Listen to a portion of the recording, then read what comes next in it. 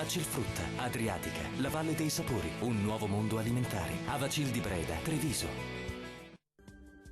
Inizio di febbraio caratterizzato ancora dall'instabilità. Abbiamo chiamato a gran voce la pioggia e ora pare che questa ci farà compagnia per tutta la settimana. Vediamo il dettaglio. Sul Veneto diffusa nuvolosità, nubi più compatte tra Trevigiano, Veneziano e sud-ovest veronese con qualche debole pioggia sparsa. Vediamo anche le temperature, le massime sono attese mediamente tra 5 e 8 gradi, valori minimi previsti tra 2 e 5 gradi.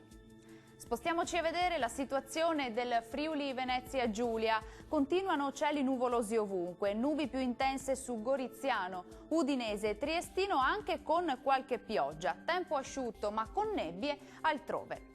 Temperature massime tra 6 e 10 gradi, valori minimi compresi tra 4 e 8 gradi.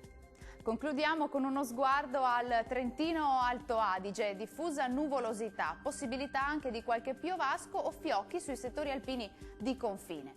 Temperature massime attese intorno ai 3 gradi, valori minimi intorno allo 0. Il mare sarà poco mosso sulle coste e mosso al largo. I venti invece saranno deboli, nord-orientali sulle zone costiere e moderati al largo.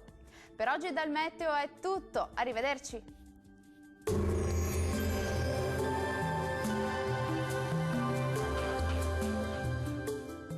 Vacilfrutta, Adriatica, la Valle dei Sapori, un nuovo mondo alimentare. Avacil di Breda, Treviso.